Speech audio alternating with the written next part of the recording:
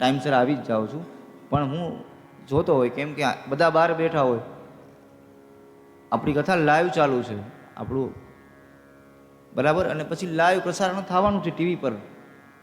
આ દશનામ સમાજે આવડું આયોજન કર્યું છે.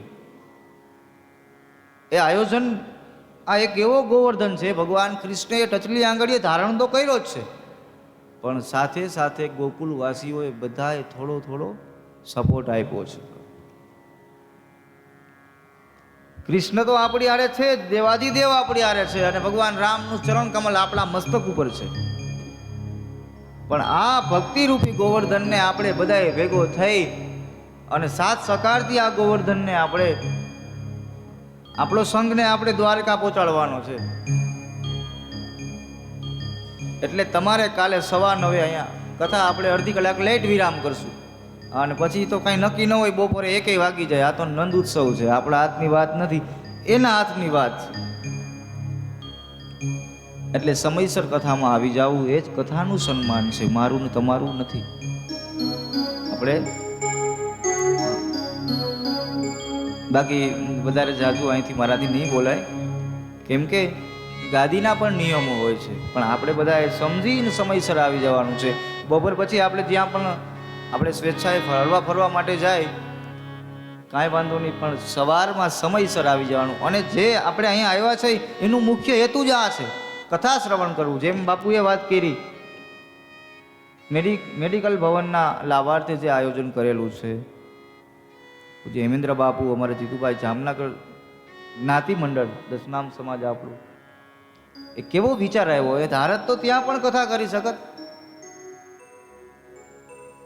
પણ છતાં એને વિચાર આવ્યો છે કે આપણે અહીંયા આવી અને આયોજનને દીપાવી.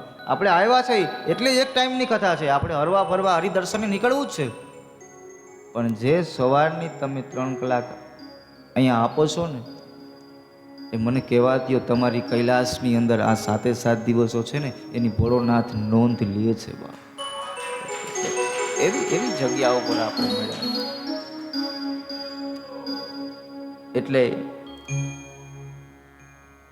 સમયસર આપણે બધું કાર્યને દીપાવાનું છે. આવતીકાલની કથામાં જે નંદ ઉત્સવ થવાના છે એમાં જેને પણ કોઈને કૃષ્ણ બનાવવા હોય, પોતાના નાના દીકરા હોય, નહીતર અમારે નમનગીરી બાપુ તો છે, પણ છતાંય કોઈને એવું નથી કે હજી પણ કોઈને કૃષ્ણ બનાવવો હોય તો આયોજન મેં ગઈકાલે પણ કીધું કે આ મારું અને તમારું નથી, આ આયોજન હવે આપણું છે, આપણા બધા માટેનું છે.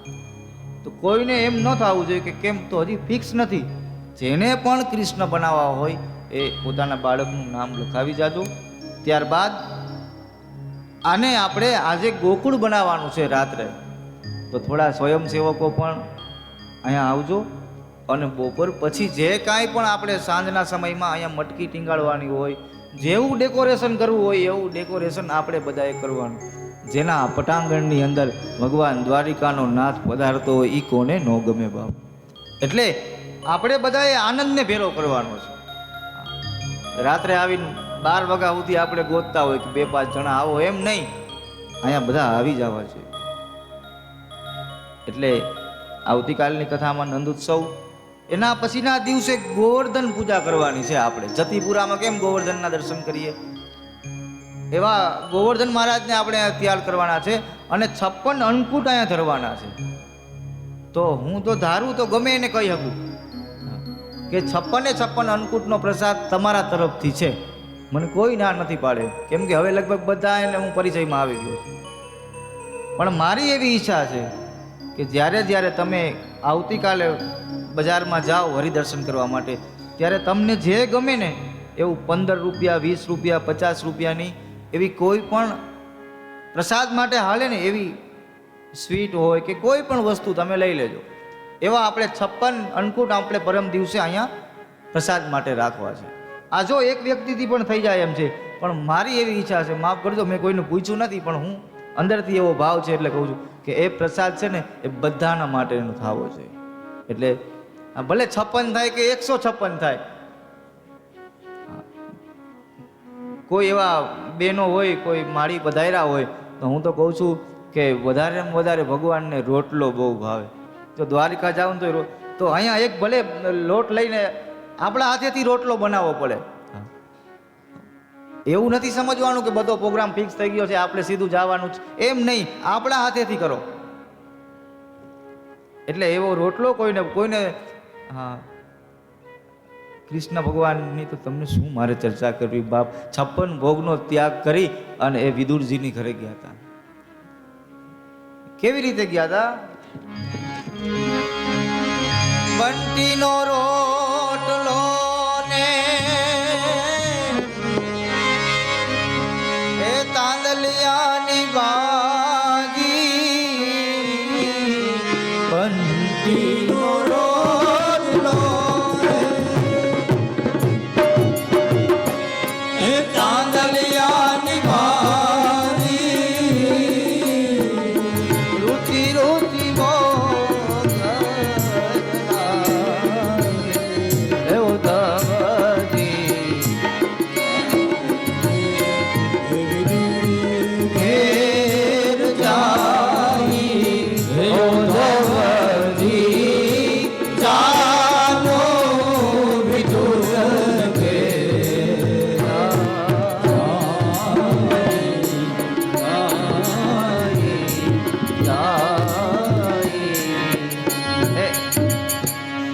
સોયના અણી જેટલો ભાગ આપવાની ના પાડી હતી પાંડવોને. ત્યારે ભગવાને કીધું આ 56 ભોગનો ત્યાગ કરો. અને વિદુરજીને ત્યાં વગર આમંત્રણે અહીંયા તો બોલાવ્યા હતા ભગવાનને. વિદુરજીને ખાલી એટલી જ ખબર પડી હતી કે દ્વારિકાના નાથ પધાર્યા છે.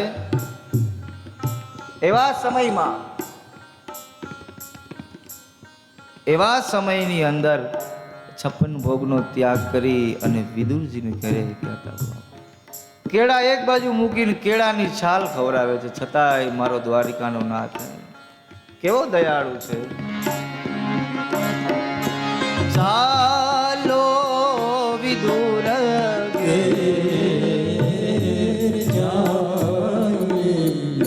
ચાલો વિદુર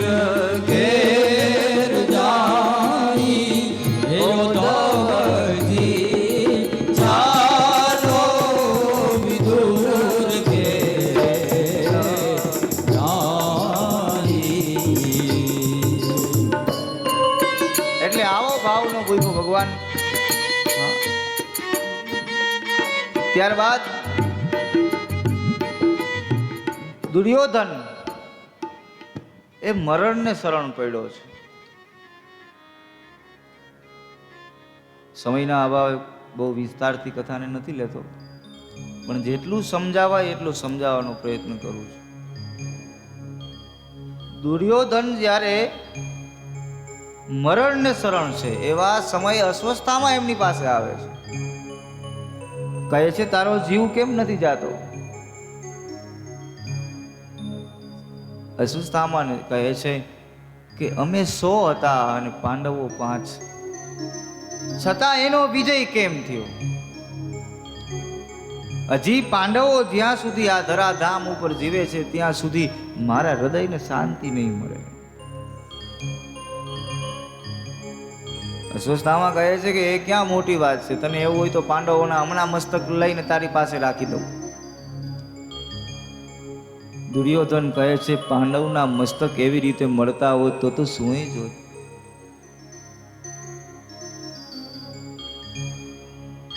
અસ્વસ્થતામાં આવે છે. આ બાજુ ભગવાન દ્વારિકાના નાથ પાંડવોને એમ કહે છે, માં દ્રૌપદીને એમ કહે છે કે આજની રાત તમારે અહીંયા નથી રહેવાનું. આજની રાત તમે મારી સાથે ચાલો, બધા આખો પરિવાર મારી સાથે ચાલો. બધા તૈયાર થયા છે, પણ પાંડવના પુત્રો હતા એ તૈયાર નથી થતા. એ ભગવાન શ્રી હરિને એમ કહે છે કે અમારે નથી આવવું, તમારે જ્યાં જવું હોય ત્યાં જાઓ. એ 5 દીકરાઓ જ્યાં પાંડવો શયન કરતા હોય રાત્રિના સમયે એ જગ્યા ઉપર આ 5 બાળકો સૂઈ જાય છે. ઘટના એવી ઘટે છે, અસ્વસ્થતામાં આવે છે, એને એમ કે પાંડવ છે, એને ખબર નથી કે પાંડવના સંતાનો છે. એને એવું લાગ્યું કે પાંડવો સૂતા છે અને એ ભર નિંદ્રામાં જે આ બાળકો સૂતા હોય એ પાંચેયના ધડથી મસ્તક અલગ કરી અને અસ્વસ્થામાં એ પાંચેય મસ્તકને લઈ જાય છે. જેવી જગ્યાએ આ દુર્યોધન હોય એ જગ્યાએ જઈ અને અસ્વસ્થામાં કહે છે કે લે આ તારા પાંચેય પાંડવના મસ્તક. દુર્યોધન કહે છે પાંડવના મસ્તક આટલા કાચા ન હોય, જરાક નજીક આપો. મસ્તકને જેવા નજીક લીધા અને મસ્તકને જોયું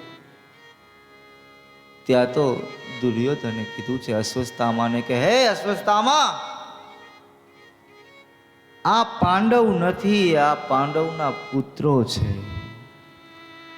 તમે તો અમારો વંશ વેલો ન રહેવા દીધો.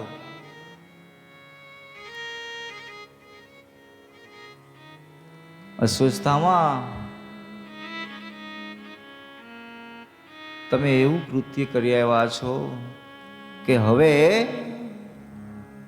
ભગવાન દ્વારિકાના નાથને ખબર પડશે તો તમારું જીવન જીવવું મુશ્કેલ થઈ જશે.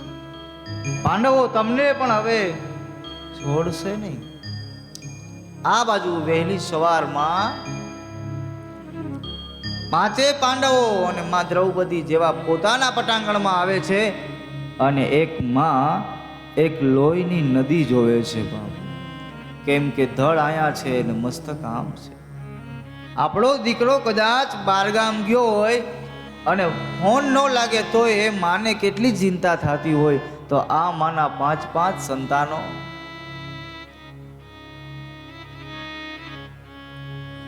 એ માં રુદન કરે છે.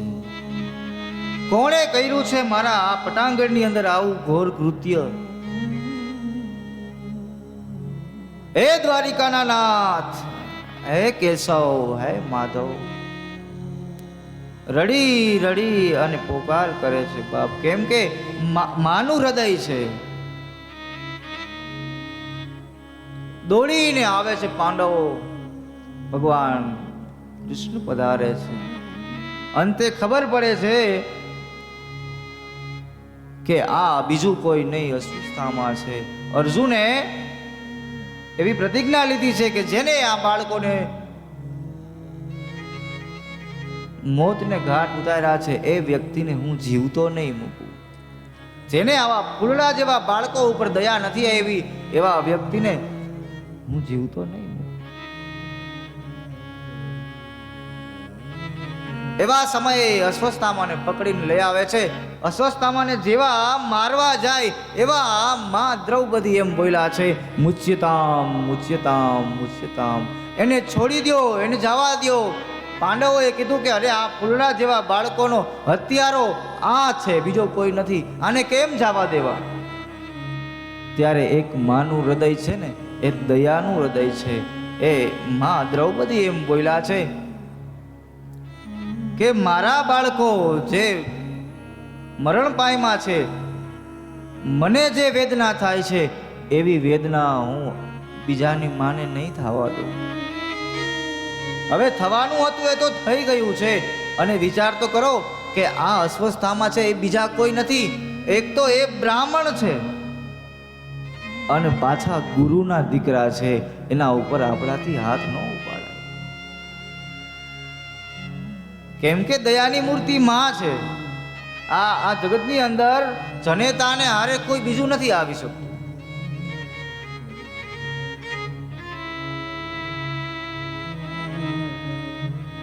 માં છે ને, માં એ શબ્દ જ એટલો બધો સરળ અને સરસ છે કે એ માં શબ્દ બોલવા માટે વારે વારે માં શબ્દ બોલવા માટે ભગવાનને એક નહીં, બે નહીં, પણ 3 માં ધારણ કરવા પડ્યા છે. ભગવાન રામ જ્યારે આ ધરાધામ ઉપર આવ્યા ત્યારે માં કૌશલ્યા, કૈકેયી અને માં સુમિત્રા 3 માનો પ્રેમ મળ્યો. અને જ્યારે ભગવાન કૃષ્ણ ધરાધામ ઉપર આવ્યા ત્યારે કેટલા માં? 3 માં. એક માં દેવકી, એક માં યશોદા અને એક માં રોહિણી. આ 3 માનો પ્રેમ. કેમ કે માનો પ્રેમ કોઈ નાની હોની વાત નથી બાપ. આ જગતની અંદર જેને જેને મા બાપ મળ્યા છે એ મા બાપને સાચવી લેજો. નહીંતર કૈલાસના પાવન ધરામાં દેવાધિદેવ મહાદેવ અને તમામ ભૂત નંદી આ બધા ગણો નૃત્ય કરતા હતા. એવા સમયમાં નારદજી આવ્યા. નારદજી આવીને દેવાધિદેવને કીધું કે દેવાધિદેવ, આ કૈલાસમાં આટલો બધો આનંદ કઈ વાત ઉપર છે? ત્યારે દેવાધિદેવ મહાદેવે નારદજીને કીધું કે હે નારદ, આ બધા એટલે નૃત્ય કરે છે કે આવતીકાલે મારા વિવાહ છે. આવતીકાલે મારા વિવાહ છે.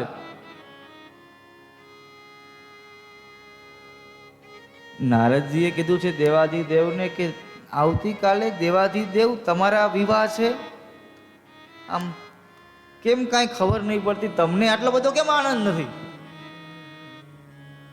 દેવાધિદેવ એમ બોલ્યા છે કે હું તો આ બધા નંદીને ને આ ભૂતગણોને આ બધાને જોઈને વિચારું છું કે આ કોઈને વિવાહનો આનંદ નથી. મારા વિવાહ છે એનો કોઈને આનંદ નથી. નારદજી કે કેમ એવું કહો છો દેવાધિદેવ? જ્યારે દેવાધિદેવ મહાદેવ એ કૈલાસના શિખર ઉપર રહેનારો, આજે દેવાધિદેવ મહાદેવ જ્યારે પરણવા માટે જાતો હોય તો આ તમારા ગણોને એનો આનંદ ન હોય તો બીજો શેનો હોય? એવા સમયે મહાદેવ બોલ્યા છે કે મારા લગ્નનો આનંદ નથી, એને તો આવતીકાલે માં મળવાની છે ને એટલે હરખથી નૃત્ય કરે છે. મને પણ માં નથી, પણ આને માં મળવાની છે.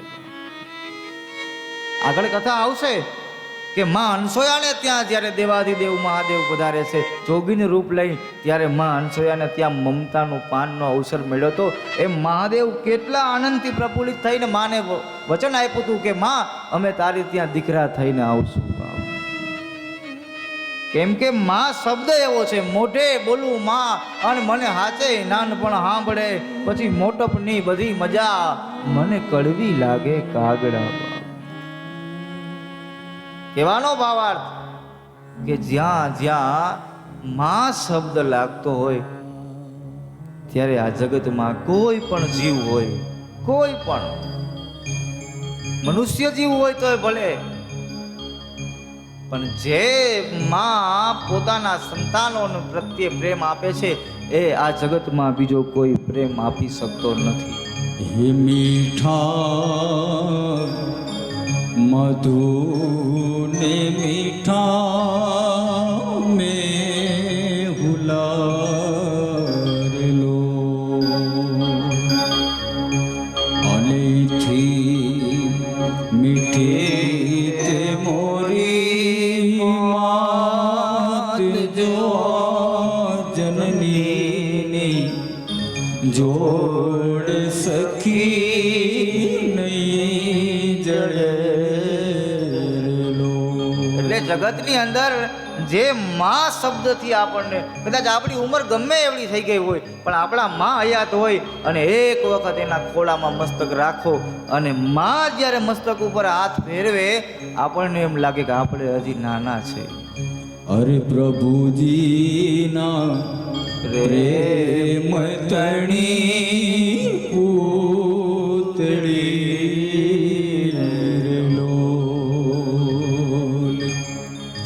અને જગતથી જુદેરી એની જાત જો જનની જોડે વાલા નહીં જડે.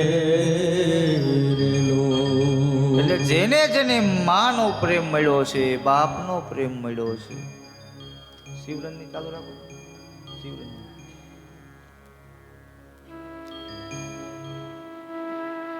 જગતની અંદર માનવ નહીં કોઈ પણ જીવ હોય, ભજનોમાં તો કીધું છે એવા હેત રાખો મારા રામથી. ભગવાન હારે કેવો પ્રેમ હોવો જોઈએ?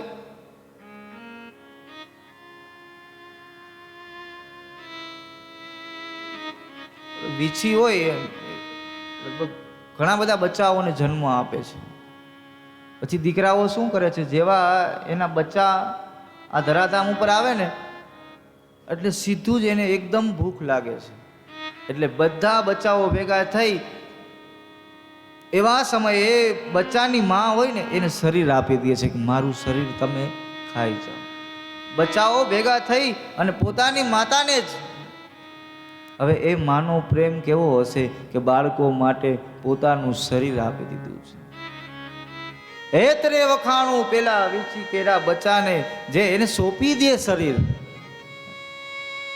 હેતરે વખાણું ઓલા કુંજળીઓના બચ્ચા જે મેરા મણથી જાય. આકાશમાં કુંજળીઓ ઉડતી હોય ને એ એના પોતાના બચ્ચાને એક જગ્યાએ મૂકી અને પછી નીકળી જાય છે આકાશના માર્ગ ઉપર. એ 6-7 મહિને પાછા આવે છે અને આવીને એના બચ્ચાને ઓળખી જાય છે કે આ મારું બચ્ચું છે, આ મારું સંતાન છે. એને કેવો પ્રેમ હશે. હેતરે વખાણું ઓલા કુંજળી કેરા બચ્ચાને જે મેરા મનથી જાય, 7-7 મહિને આવીને એને ઓળખી જાય કે આ મારું છે. એ માનો કેવો પ્રેમ. એવા હેત રાખો મારા રામથી. માં શબ્દ એવો શબ્દ છે માં, કે આ જગતની અંદર જેને જેને માનો પ્રેમ મળ્યો છે ને એને માના આશીર્વાદ લાગી ગયા છે. હું તો તમને ત્યાં સુધી કહું છું, કદાચ આપણી કુળદેવી, તમે ચોટીલા જાઓ, તમે પાવાગઢ જાઓ, તમે કોઈ પણ માના સાનિધ્યમાં જાઓ, પણ જ્યાં સુધી ઉમરાવાળી માં દુખી હશે ને ત્યાં સુધી ડુંગરાવાળી તમારું નહીં સાંભળે બાપ, નહીં સાંભળે.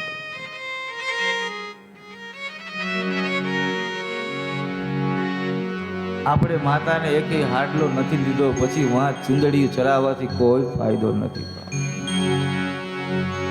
એ ઉમડાવાળી માના,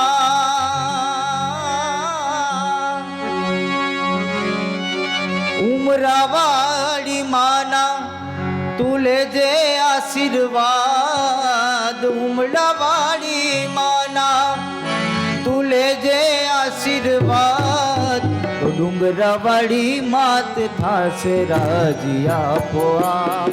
તો ડુંગરાવાળી માત થાશે રાજી આપોઆપ. ઉમરાવાળી માના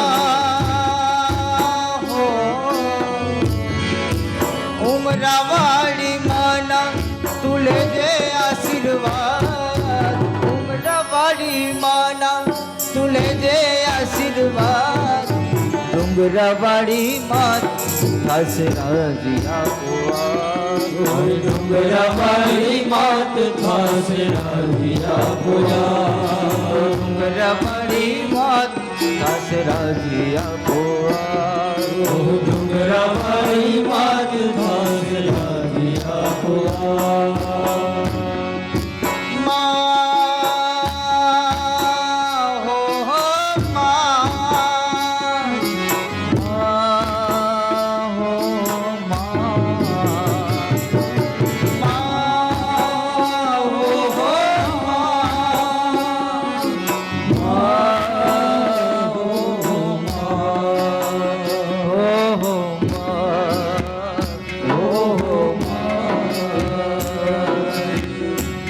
જગતની અંદર જે મમતા મા પાસેથી મળે છે ને એ મમતા બીજે ક્યાંય વેચાતી નથી મળતી. તમે હોટલમાં જમવા જાઓ, નો ડાઉટ તમને આનંદ આવે, પણ એ આનંદ નથી. કેમ કે તમે જેવા જમી લ્યો ને એવું બિલ આવે ટેબલ ઉપર, આટલા પૈસા થયા. હોટલમાં જમવા જાવું હે માં,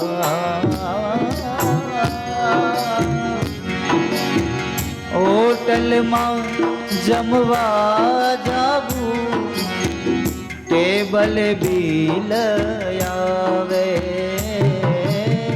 ટેબલ બિલ આવે.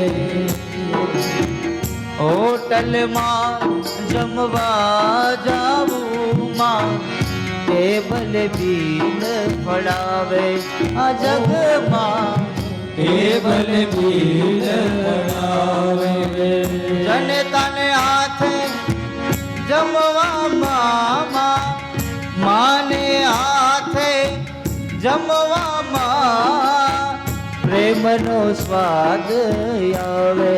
જગતમાં જનતાની તોલે નો આવે.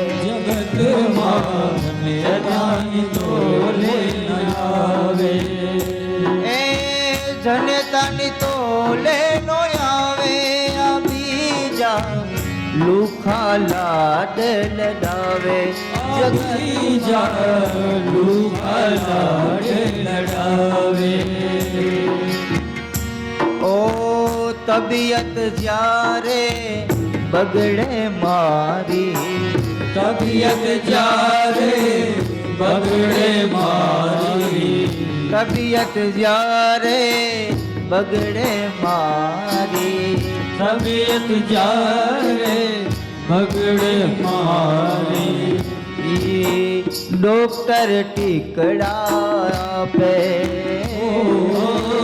ડોકર ટીકડાયા બે માનો હાથ મમતા તણો માનો હાથ મમતાનો હોય માથે જ્યારે રાખે માનો હાથ માથે રાખે ત્યારે માનો હાથ જ્યારે માનો ખાલી માથા ઉપર હાથ ફરી જાય ને તો ડોક્ટરના ટીકડા એક બાજુ રહી જાય બાપ એ પલમાં દુખડા જાય જગતમાં જનતાને તો તોલે નાવે જગતમાં જનતાને તોલે નાવે જનતાને તો તોલે નાવે જગતમાં જનતાને તોલે નાવે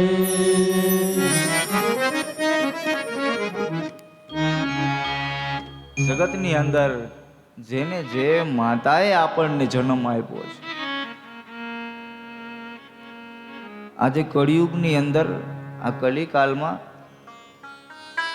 વૃદ્ધાશ્રમ માંડ્યા છે વધવા. હવે વૃદ્ધાશ્રમ છે ને એ બનાવો એ પુણ્યનું કામ છે. જેને જેને વૃદ્ધાશ્રમ બનાવ્યા છે એ પુણ્યનું કામ છે, પણ એમાં મોકલવા ને એ પાપનું કામ છે. આજકાલના સંતાનો મા બાપને સમજી નથી શકતા. મારા એક બે વિચારો છે મારા પોતાના. બેઠા બેઠા અમે નક્કી કરતા હોય તો બે વિચારો મને એક એવા આવ્યા છે જે હું તમારી સામે રજૂ કરું છું. જો તમને શક્ય હોય તો એ વિચારોનું થોડુંક આપણે પાલન કરશું. જો તમને યોગ્ય લાગે તો આ મને એવું લાગે છે કે આપણે કરવું જોઈએ, અને આપણો પોતાનો સમાજ છે એટલે હું વધારે કહું છું કે મને એવું લાગે છે કે આ આપણે કરવું છે. એક,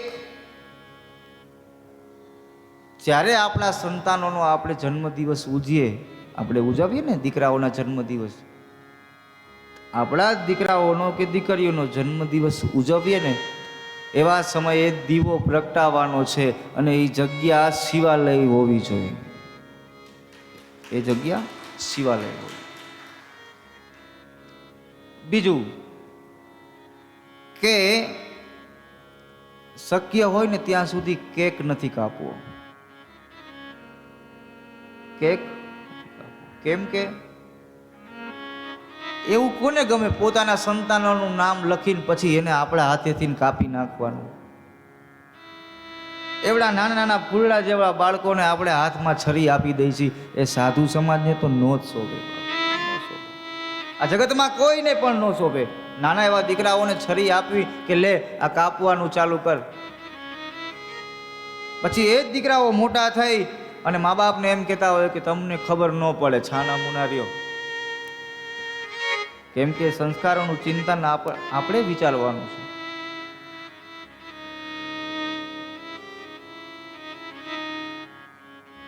જન્મદિવસ ઉજવવા હોય તો એની કેટલી બધી રીત છે, એને અપનાવો. દીવાનું પ્રાગટ્ય કરો, ગુરુ મહારાજને બોલાવો, વડીલોના આશીર્વાદ લેવડાવો. શક્ય હોય ત્યાં સુધી આપણે ભગવાનનું ભજન કરો, કીર્તન કરો, શિવ ચાલીસાના પાઠ કરાવો. અને આ કોઈ હરખની વાત નથી. સત્ય છે ને એ થોડું કડવું છે. આપણા સંતાનોનું એના જીવનમાંથી આખું વર નીકળી ગયું છે. એ આનંદની વાત નથી આમ ગણીએ ને તો. એ પ્રાર્થનાનો જ સમય છે કે પ્રભુ આ વર્ષ જેવું ગયું, આવતા વર્ષ આનાથી અનેરું આવે અને મારો દીકરો એવા રસ્તા ઉપર ચડે કે પરિવારનું અને પ્રભુ તમારા ભજનની નજીક રહે એવી કાંઈ કૃપા કરજો. એ કેલેન્ડરના પાના છે ને એ કોઈ સાધારણ નથી. એક એક પાનું આપણને સમજાવે છે. ઘણા એ તો 5-5 દિવસ 6-6 દિવસના ભેરા કર્યા હોય પછી એવી રીતે તોડતા હોય જાણે આપણે એમ થાય બધું બનાવવાવાળો હાથ છે. એક કેલેન્ડરનું પાનું તોડતા પહેલા એમાં એક યાદી લખી હોય. એ યાદી આપણને સમજાવે છે કે આજનો આખો દિવસ વયો ગયો, તે શિવ ભજન કર્યું, શિવ સ્મરણ કર્યું, તે પ્રભુને યાદ કર્યા. પણ આપણે આ બધું ભૂલતા જાય છે, બધું ભૂલતા જાય છે. જે બાળકનો જન્મ કોઈ પણ હોસ્પિટલની અંદર થયો હોય એ સમયે, એ પ્રસૂતિના સમયે જે પણ કોઈ નર્સ હોય એના કોન્ટેક્ટ નંબર લઈ લેવા જોઈએ. આપણા દીકરા મોટા થાય 5-7 વર્ષના ત્યાં સુધી એના બર્થડે ઉપર આપણે એને ફોન કરવાનો. જો આપણે આવી નાની નાની વસ્તુ ધ્યાન, આ મારા વિચારો છે, મને આવા વિચારો આવ્યા હતા એ હું રજૂ કરું છું, કેમ કે બધા આપણા જ છે. 5-7 વર્ષ થાય ને પછી આપણા દીકરાને કહેવાનું, બેટા તારો જન્મદિવસ આવે ને ત્યારે તું જેને જેને વડીલોને, કાકાને, દાદાને, મામાને બધાને ફોન કર ને ત્યારે ભેગા ભેગો એક ફોન આને કરવો. કેમ કે બેટા હું તારો ચહેરો જોઉં એ પહેલા ચહેરો તારો આને જોયો તો, બધાથી પહેલા આ વ્યક્તિ છે એને તારું મોઢું બધાથી પહેલા જોયું હતું બેટા. જો આવી પરંપરા આપણે ભારત દેશમાં શરૂ થશે, કદાચ આ પરંપરા જેટલે પણ જ્યાં સુધી પહોંચશે તો આ હોસ્પિટલના જેટલા નર્સ છે ને એ જ્યારે આ ભારત દેશના દીકરાઓને જન્મ આપશે ને ત્યારે એ દીકરો જો નામ રોશન કરશે ને તો એ બેઠા બેઠા એ નર્સને, ભગવાનને પ્રાર્થના કરવાનું મન થશે કે ભારતમાં આવા સંતાનો જન્મે અને એ મારા હાથેથી. એટલે આપણે આપણા દીકરાને કહેવાનું, બેટા આ 5 વર્ષ સુધી મેં સાચવ્યા હતા, હવે તું બોલી શક ને એવો થઈ ગયો છે, એક ફોન તું પણ કર અને એક વખત કહેજે કે કેમ છો માં. એ માં જ છે બાપ. તો જે હોસ્પિટલમાં જે નથી થવાના કામ થાય છે ને એ નર્સને એમ થાય કે હે માં ભગવતી, જે દીકરી, જેની પણ દીકરી છે 18 વર્ષમાંથી જેની પણ દીકરી છે, જે પણ પરિવારથી આવે છે, માં આજે આની પ્રસૂતિની પીડા અને આજે બધું મારે હેન્ડલ કરવાનું છે. હે માં ભગવતી, આને ત્યાં જો સંતાન મળે ને તો માં એવું આપજે કે એનું ભારત દેશમાં નામ રોશન થાય. માં તો એની હારે હારે મારું નામ આવશે. તો એ આવી પ્રાર્થના કરશે, કેમ કે માથી પહેલા એને ચહેરો જોયો છે. આવો એક મને વિચાર આવ્યો છે એટલે હું આ રજૂ કરું છું. કેમ કે જગતની અંદર જ્યારે વિજય થાય એ માં નો જ થાય. માં સિવાય કોઈ વિજય ન કરાવી શકે સંતાનોનો. એક ગામડામાં વૃદ્ધ માજી હિતેશભાઈ 80 વર્ષની આસપાસ ઉંમર, 4 દીકરાઓ વિદેશની અંદર કમાવા માટે ગયા હતા. એ 35-40 વર્ષે મા પાસે આવ્યા હતા. મા પાસે આવ્યા અને માના ખોળામાં બેઠા 4 દીકરાઓ. માને નક્કી એવો વિચાર આવ્યો કે સંસ્કૃતિ અને સંસ્કાર મેં આપ્યા છે કે આ જઈને ભૂલી ગયા. એટલે મોટા દીકરાને કીધું, બેટા તારો પગાર કેટલો છે? મોટા દીકરાને કીધું, બેટા તારો પગાર કેટલો છે? ત્યારે મોટા દીકરાએ કીધું કે માં, મારો પગાર છે ને 1 મહિનાના આપણા અહીંના ભારતના પૈસા ગણીએ ને તો મારો પગાર માં 2 લાખ રૂપિયા થાય 1 મહિનાનો. એટલે તું ચિંતા ન કર માં, તારા દીકરાઓ બરાબર જ છે. માએ કીધું, બેટા એવું નથી, મારે કામ બીજું છે. ત્યારે દીકરાએ કીધું, માં બોલ, તારે પૈસાની જરૂર છે, તારે જોઈએ એટલા અમે પૈસા. તું કહેતી હોય તો માં આ પટાંગણની અંદર સારો એવો મોટો બંગલો બનાવી દે. હવે તારા દીકરાઓ આવી ગયા છે. ત્યારે માએ કીધું, બેટા એ કાંઈ નથી કરવું, આ બધી યાદો છે ને એ મારે હાચવીને સંભાળીને રાખવી છે. પણ હમણાં થોડા દિવસ ત્યાં માં જો દીકરાઓની પરીક્ષા લેતા હતા.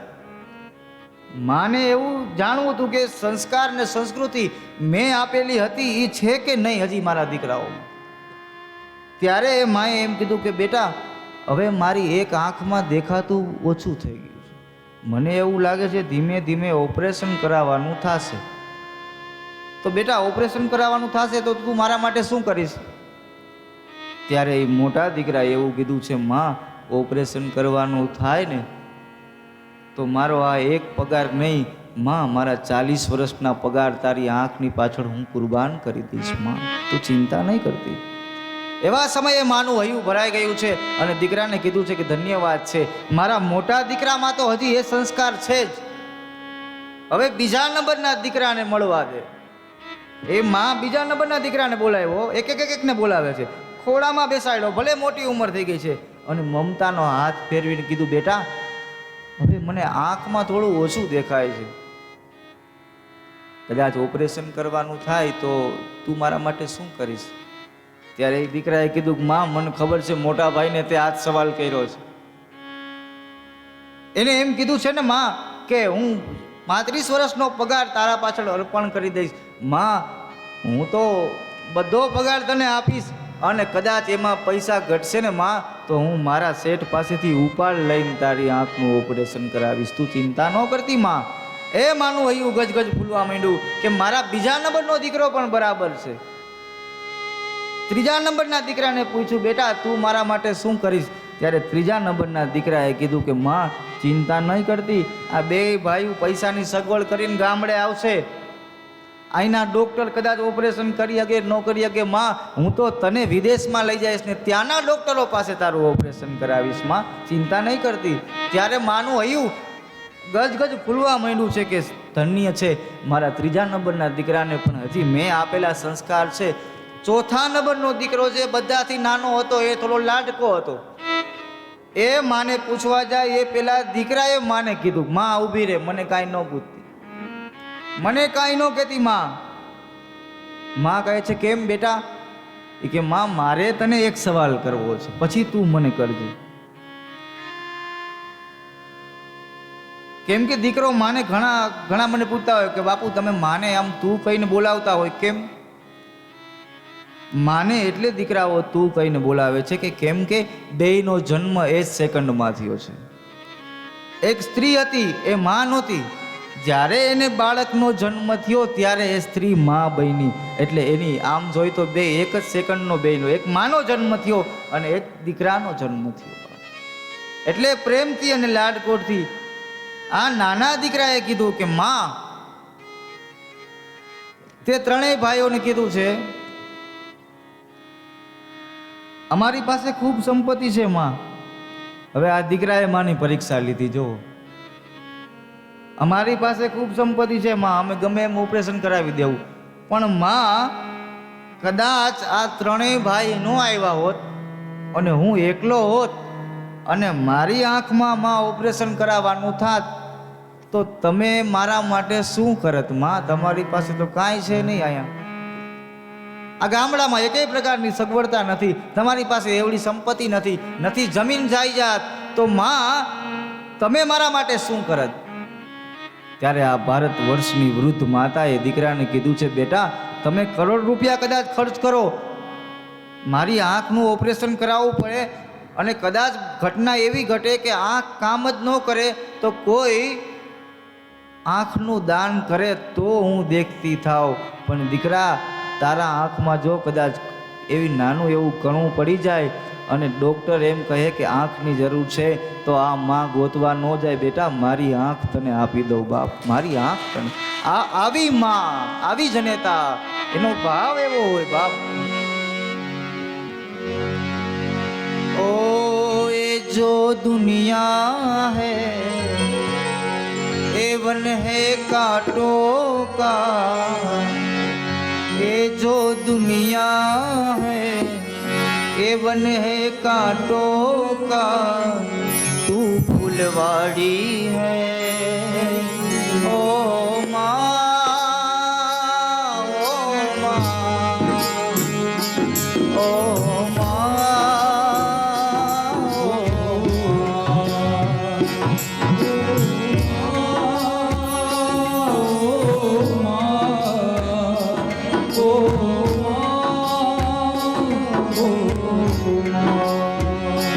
कितनी अच्छी है तो कितनी प्यारी है, भोली भाली है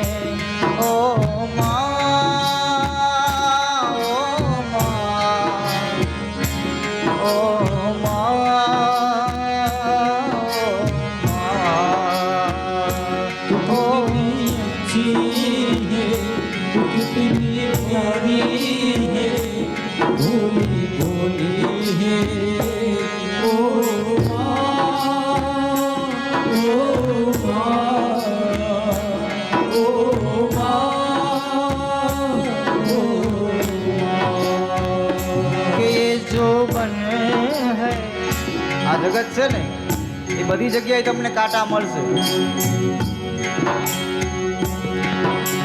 પણ માં છે ને એ ફૂલવાળી છે બાપ. ओ माँ बच्चों की जाती है, माँ बच्चों की जा होती है, वो होते हैं किस्मत वाले जिनकी माँ होती है. ओ होते किस्मत वाले जिनकी माँ होती है. मेरे रोने पे ए आके आखी रात माँ जागे हो. ओ मेरे रोने पे मेरे हंसने पे तुम निहारी है. ओ माँ, ओ माँ, ओ माँ,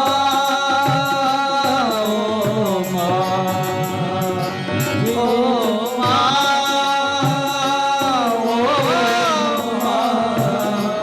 ओ माँ, ओ જગતની અંદર જેને જેને માની મમતાનો પ્રેમ મળ્યો છે એ માતૃત્વ હંમેશા બાળકોને માટે એક સરખું રહ્યું છે બાપ. જો તમે ગંગાજી આવ્યા છો, તમે જાજો ત્યાં જોજો ગંગાજીનું આ જે પ્રવાહ છે ને, જે વહેતો પ્રવાહ છે એ એક સરખો નથી. તમે 4 વાગે જોજો, 5 વાગે જોજો, 6 વાગે, 7 વાગે, અને ગંગા આરતી સમયે તમે ખાસ જોજો પ્રવાહ છે ને એ વધઘટ થાય છે. ભલે માં ગંગા છે પણ એનો એક સરખો પ્રવાહ નથી.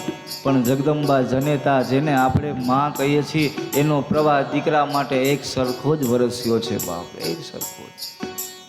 વૃદ્ધાશ્રમમાં માં બેઠી બેઠી ચિંતા કરતી હતી. દીકરાએ કીધું નથી કે હું તને મૂકવા જાઉં છું, હાલમાં હું તને દર્શને લઈ જાઉં. ત્યારે એવા સમયે એ માને એ વૃદ્ધાશ્રમના ગેટ પાસે મૂકી અને આજના સંતાનો નીકળી જાય છે.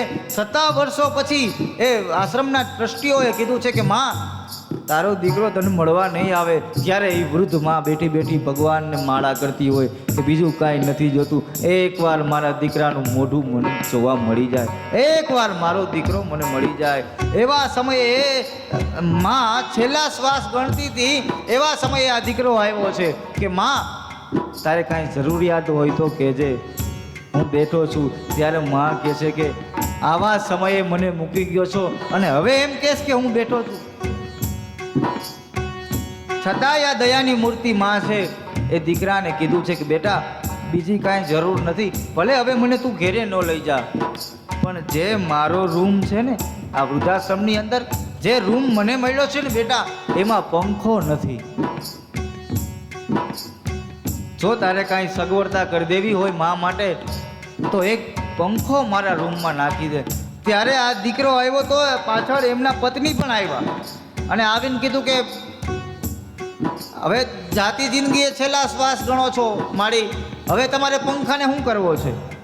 ત્યારે આ ભારત વર્ષની જગદંબા જેવી માતાએ એવું કીધું છે કે સાંભળ, હું તો હવે આજકાલ વહી જઈશ, પણ મને એવો વિચાર આવ્યો કે તમારા સંતાનો તમને અહીંયા મૂકવા આવે ને તો તમને ગરમી ન થવી જોઈએ. મારા માટે નથી વિચારતી, તમારા માટે જ વિચારું છું. એવી એવી માં.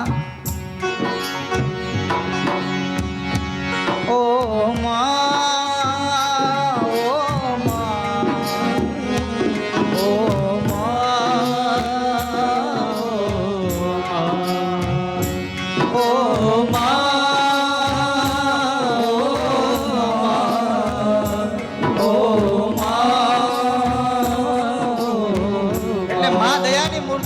આ બાજુ માં દ્રૌપદી મુચ્યતા મુચ્યતા મુચ્યતા એને જવા દો.